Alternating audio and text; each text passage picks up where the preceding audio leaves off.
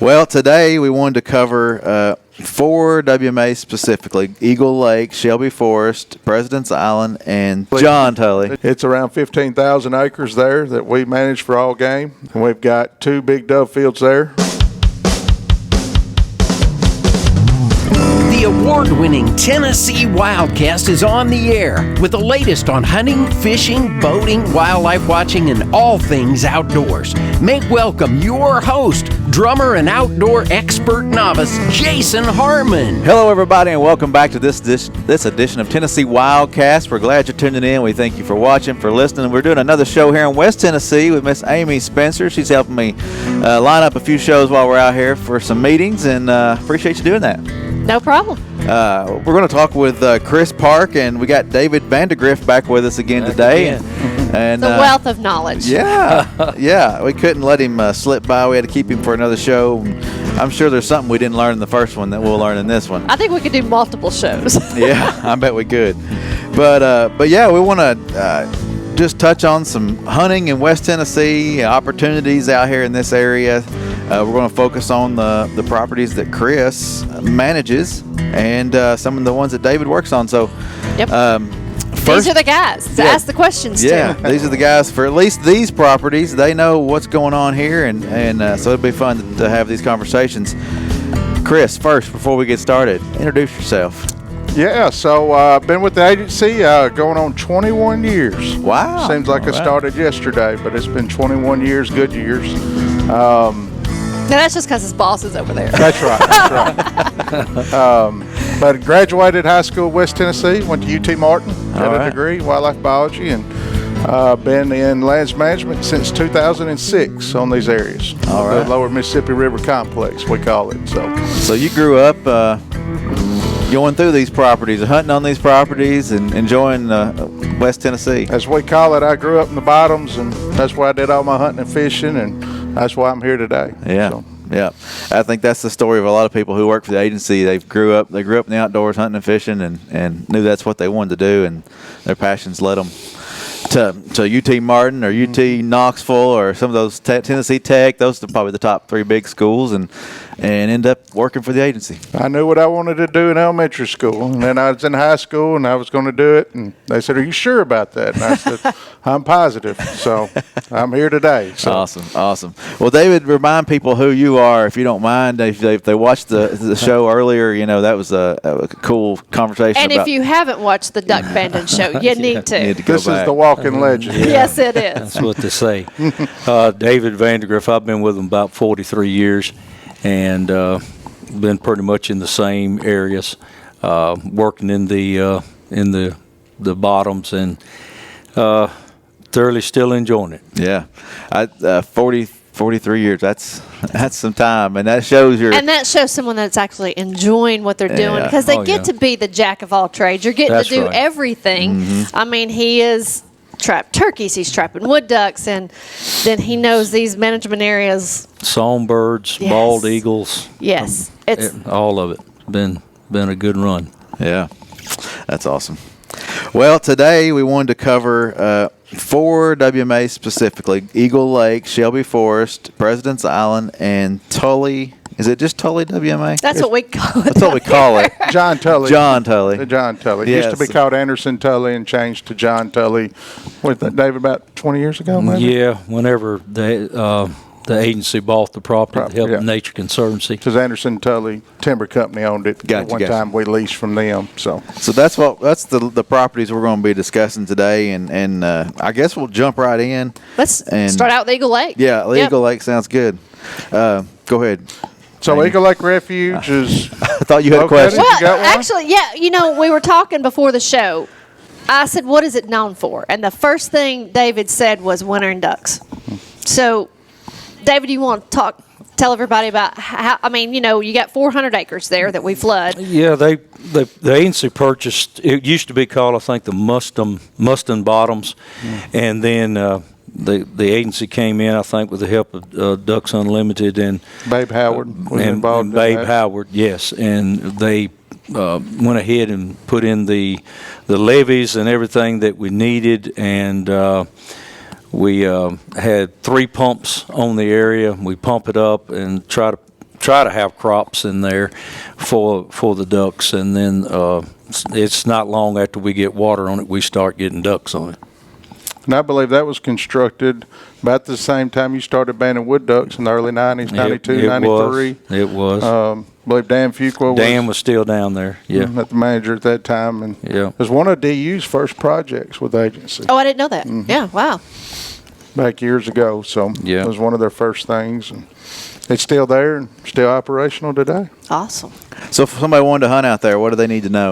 So it's open to all game hunting until November the 15th. And then after November the 15th, all hunting is shut down for the sanctuary for the birds coming in and stuff. But people still can use that area as an access to the south end of Shelby Forest, which butts up to it. Okay.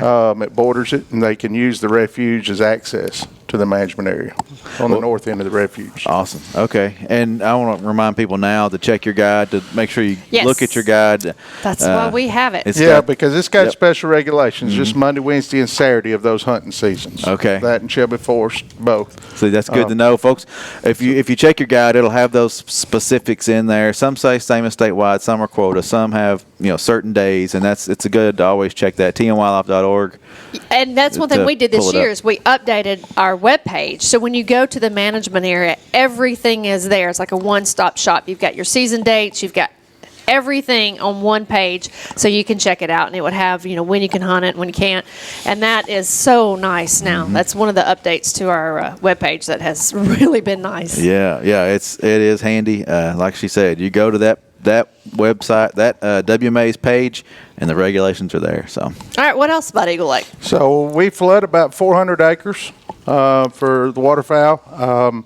Running about 200 acres, usually of corn, just depending on what the flood the Mississippi River does on a particular year. And you've got to remember, folks, the Mississippi River does flood. A lot. A lot. And, that really interferes with you all getting crops in. So and that's something that we can't control. That's one of those things that you don't think about it, and it happens 3 to 4 times a year, a couple months at a time, and it's... We're at Mother Nature. What she wants to let us get in, and we get in. But usually try to do half and half. Usually have corn planted.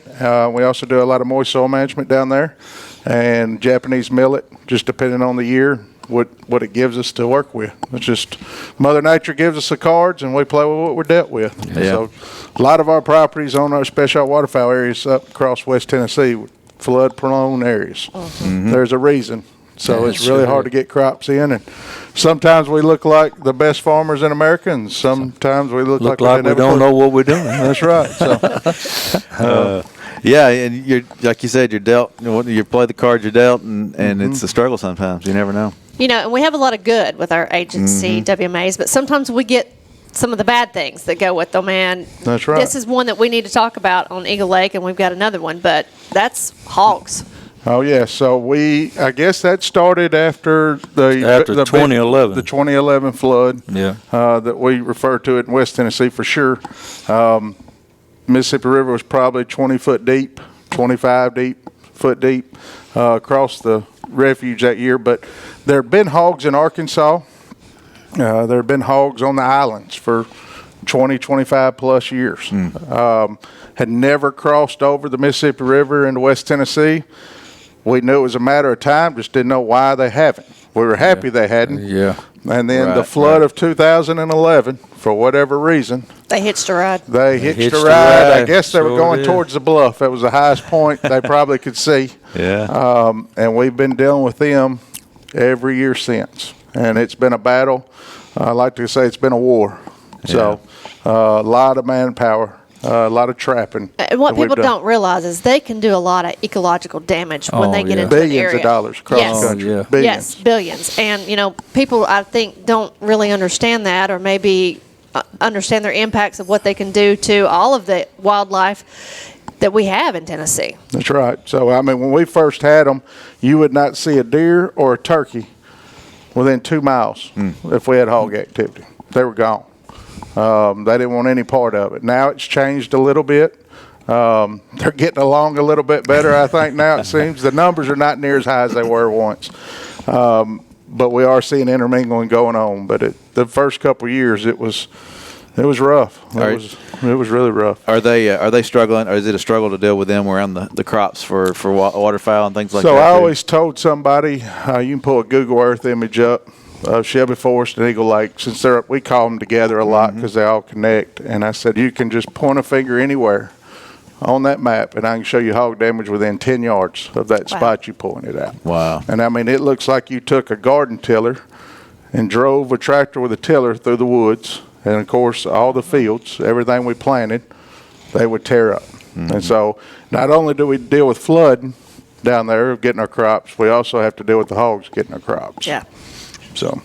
Well, that kind of leads us to Shelby Forest. Yeah, That's some of there's the same struggles you have at Eagle Lake or you're having there. But That's correct. But there's also a lot of good things happening there. Dove hunting, waterfowl hunting. Yeah. So we normally plant around 50 to 60 acres of dove field, sunflowers. Last couple of years we had a really good field. This year the hogs completely destroyed it. Before, and we attribute that to the drought. But they went through picking the tops out of the sunflowers like deer do, which is common for deer. Hogs never do that. They've never done that. But I guess all the moisture it's in that plant. It's just like cotton. It's in the top of that plant. And for people that don't know, we went 60 plus days in certain areas 67 days I without was a gonna say rain. where I live, rain, it was that's right. we were at like 65, so 67 days without a drop of rain, and that's any type of not a drop. And then we got a quarter inch then, and did get another rain for 3 weeks. Yes. So it was a long, hard process. Yes. And so not only does our crop show it, but our surrounding farmers, Yes. has had a really rough year dealing with it. But we try to plant 50 to 60 acres. Dove fields always go in early May, which is prime time for the Mississippi River flooding. flood, yes. So that's always been a battle. Yeah. So if you don't get them in a certain time, because they have a long maturity date for them to be ready for opening day, because that's the one everybody talks about with doves is opening day. Yeah. To hunt on opening day. And so you have to get them in that first part of May. And if the river's in or we have a wet spring, a lot of factors go in, but our guys, our team, I always like to say, they put in a lot of hours. When the ground's right, we're going. Mm-hmm. It doesn't matter if it's Saturday or Sunday or 10 o'clock at night. Yeah. We got to get the crop in. You got to get it in when you can. So, hunting. What other kind of hunting We got on the duck Shelby? hunting. Yeah, Shelby, so, we got the duck hunting. I was thinking about deer and other things too. I Yeah, don't know. so we hunt everything there. Okay. Same statewide season there, just Monday, Wednesday, Saturday. Okay. And that came from a partnership with the state park there, the Meme and Shelby Forest State Park, that we can only hunt 3 days a week. And so that's what we do there. And then we just moved the quota waterfowl.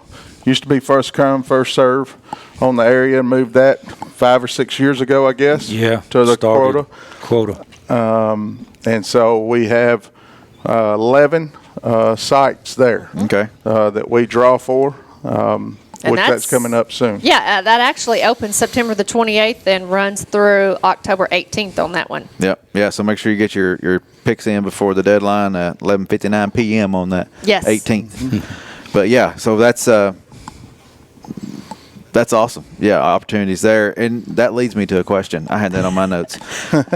When you say Shelby Forest has pools, No, so it has sites. oh, It Shelby has Forest sites. has sites, And Tully Okay. has pools. Tully has pools. What's Yeah. the difference? All right, so sites, you go to a specific spot, the state spot that you hunt from. Okay. A pool would be something 15, 20, 30 acres, where you got a whole pool that you could get in to hunt. That you can choose a spot in that pool. That's right. And a site is a specific spot. You got to stay within a certain amount of feet from it and hunt a designated spot. So we call that a site. Okay. And a pool, like I said, we have different hunting areas and mounds on pools that they can hunt, and they can move around, and it's a little more versatile for them to I got move you. around. So And you bring your own boat with the blind or however that's you want to right. do it. So some of the areas are wadeable. At Shelby Forest, just depending on water level. Yeah. I mean, it could be knee deep today, and you'll need a ski boat to get in the next day. It just depends. It's easy, it floods real easy in the winter, and so Yeah. But most people get there, especially by the late season, they'll get in by boat. I guess. Or use boat into a certain area and then walk from there. So, Well, I know there's experienced hunters out there that know the difference and have been out there and hunted those spots. But for those that don't know, that's good information to know the difference in those areas and what you're putting in for and what you're drawing for. So, and then you've got your blinds, which everybody knows what a blind is. Most people that's right. Either built or and whatnot. So, awesome. Now they're over one of the more famous or more highly sought after WMAs in Tennessee, and that's President's Island. That's right. So we started that hunt 2001. I remember. You remember? What do you remember, Dave? I remember it was long days, and you would have to be back the next morning, before sunrise to let them in. We didn't have anywhere to stay down there. We didn't have the amenities that we have now. Okay. And so we would pull in, open the gate, everybody would sign in, then you wouldn't see them again until dark. They'd sign out. We'd go home. You get a couple hours of sleep, get right back up, and be back down there again to do the same thing again. So in the very beginning, it was tough because you didn't have, we've got a pretty good setup now. Mm-hmm. It's a good enough setup now to where you can get a lot of help. And because especially if you bring honey buns. We're constantly, That's right. Absolutely. we're steadily cooking something down there, so they're steadily rolling in there to get something to eat. But in the early days, it was tough, but like I say, it has gotten better now than what it used to be, and you can actually go down there now. You spend the night. You don't have to make the trip all the way back. You'll have a little. I almost call it camper alley right there when you first That's come right, in, because they've got their camper where they set up and they cook. They cook A lot. yeah, A lot. Yeah, a lot. Absolutely, yeah. And then you've got the hunters come do their campers right there. But all this is for the big deer, because President Island is known for probably. It's one of Tennessee's most sought-after hunts for the big deer. Well, was it known for big deer in 2001 when it started? Or? Yes. Okay. Yeah. So just the locals that had been knew. there, they knew. Yeah. It wasn't statewide known. You had a few private areas that were on the island where they had been hunting it for a long time. Okay. And then North American Whitetail came down and did a run on it and did an article on it, and then it went nationwide. Yes. And then it really, and then what was it, the next year or two after that, the computer program that was set up to take all of these people that were putting in for the hunt, it was so many, it kind of blew the program up, and they had to come up with something different. But now it isn't anything to wait 10 or 12 years just to have enough points to be put in the draw, and that's just getting you in the draw. That don't mean you're going to get draw. Right. Yep. I know at one time it was over 14,000 people that were putting in for around 50 spots. And I've heard, and you got to build your points up to be able to get. Yeah, get your that minimum opportunity. is usually about 10 years. Every once in a while, you'll hear there's a fluke somehow that got in there Right. earlier, but it's a minimum of 10 years. That's right. Yeah, and I think right now we're sitting at 13 as a quality points. So let's talk about that just real quick. We may have said it already, but what's the quota? I know it's already passed this year, but next year, if somebody wanted to get their name in the pot, what are they looking at? All right, so we have 2 quota hunts. We have one in October. We got one coming about a month from now. And then that's a 30 hunter quota. Okay. And then in December, the first weekend in December, we'll have another 30 hunter quota buck hunt there. And it's 9 points or better, or outside 20-inch spread, which was a new regulation that was added. That's right. And one thing about the December hunt, from some of our research that we've done in the agency, that's prime time of the typical rut and our cycle there for the does. So the December hunt is usually a pretty dang good hunt. So that's something. If it's not raining the whole weekend. That's right. Sleet Or and an ice snow. storm. We had an ice storm one year. Yeah. Nice. But that was one of the things when this was set up many years ago, and Alan Peterson was behind this from a long time ago. He had this. He's responsible for making this hunt happen. But the biggest thing was we were taking data to find out when that rut was, because that's when we wanted to have our hunters there to have the best opportunity. And then we just kind of recheck that. We check it about every 2 or 3 years. and it's still holding true. Still, I mean, that week, the week of the hunt, the weekend, it's pretty neat to see that. And so it's always a later rut than just outside of there. But And you can talk to the hunters when you talk about what's their level of success.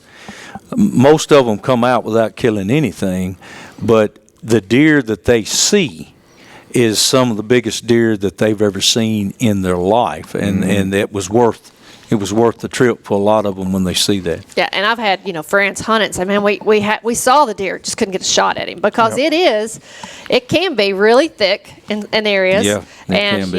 it's hard. It's hard to find a place to put a Yes. stand. That's what I always tell guys. If you got a lock-on stand with sticks, that's your best bet. Yes. Because some of the best spots are not going to be good hanging sites for No, tree stands. climbers just about won't work. You've got Yeah. so many hackberries and stuff like that that's in there. You don't have any good straight up trees, and it can be very difficult. And you might find a good place, a lot of scrapes, really active, and there ain't nothing to climb. Yeah. And it's so thick you can't see through it, and it's really challenging, and especially when you got big crop fields and you got a bow in your hand and you're sitting here and he's 200 yards out there and you look at him through the glasses and you almost fall out of the tree. That's the biggest thing I've ever seen in my life, but he ain't coming. Yeah. So, I mean, it's a difficult hunt. It's hard hunt. It's a hard I'll give hunt. you 1 day to scout it, right? Okay. 3 days to hunt it. All right, so a place you've never seen before. I give you 1 day to check it out. Then I say, Everybody's good luck. Yeah. Good luck. Yeah. and we'll now, be here. now we have some other things. It's got to be 9-point or better. Yes. You got to use a bow. All right. And now we added that new regulation on the outside spread, but that wasn't there until the last 2 or 3 years. That's right. So that's just another one, and it's all right. Now, good luck. Yeah. And so, I mean, over the years, we've always shot as an agency, hoping to get around 8 to 10 out of a 50 hunter quota. That's pretty good, especially with the regulations. How many days I gave you to scout and getting close enough in bow range, and And then the weather's got to be right. Yeah. that's so. It's liable to turn off 80 degrees one day, Or- and you're fighting mosquitoes, or it's liable to the next day you're liable to be sitting there and sleet falling off your nose. Or the year that I came down and ate honey buns with y'all and it was raining. It was pouring the whole Yeah. 3 days. Guys have been putting in for 12, 13 years. They gotta take their chance when Yes. they get it. Right? Yes. That's it. Ice storm hit. We had bows breaking left and right. An ice strings. storm. We had a lot of strings that broke on these guys. So Wow. we got them to a local archery place, got them fixed up, and but we have guys coming from all over the state. We have them coming from out of state. Yes. We usually have 1 or 2 out of state every year. But we get to meet people all across the state. Oh, yeah. And we always look forward to that hunt, just getting to know those people, where they came from.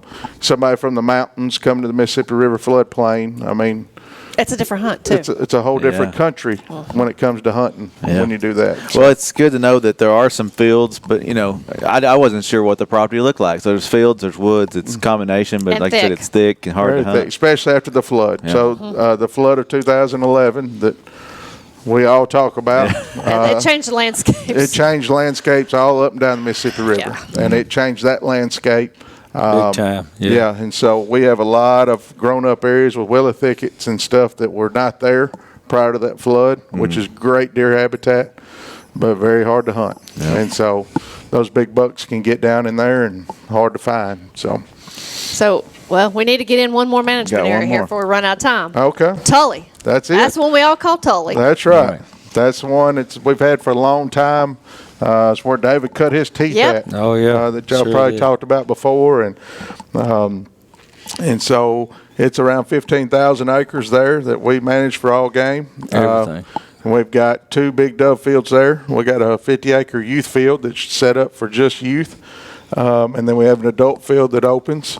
We always have a youth hunt. It's one of our favorite parts of Yeah, the oh, year on that to do. And then we have a brand new, I call it brand new, it's 3 or 4 years old now, the Fig Field unit, waterfowl area, multi-million-dollar project that was done in partnership with DU and Nature Conservancy and federal aid. And David's seen that coming way before me, Long early time. 90s, and it All the way was a back. dream. All the way back when Mr. Myers was the director, and they had the North American Waterfowl panel, And at one time, the fig field was the number one piece of property in the nation to purchase for waterfowl development. So I had to wait for many years, even after purchasing that property. You got to wait till you can get some partnerships and some money, and finally got it to the point to where it is now. So, and we've got 10 pools there that we can manage and flood. And we talked about the pools, Yep. so That's right. that's a little, Yeah, those pools range anywhere. I think the smallest one's 22 acres, I think, and some of them are up to 55 acres. Wow, so 20 to 50, so. Some Yeah, big, so it's 10 big pools. sections. Yeah. We got 2 wells that feed it. Yeah, we'll. That we'll pump. We manage that with corn and moist soil and Japanese millet. And a lot of moist soil grows good there. It's beautiful. Some of the same nice and struggles you have there. thick. Actually, it's lower than Eagle Lake Refuge. Okay. So David and I, about everybody wakes up to look at the weather. When you're in our business, and as soon as we get done with the weather, we're looking at the river forecast. What's it at today, and what's it going to? Because that's what dictates everything. But it's one of the lowest places in Lauderdale County. Yeah, it's it's the lowest place on the management area anyway. Yeah, It's so low. it gets underwater quicker than anything else we have. So again, that's the fun. Live by the river, die by the river is what they say. So.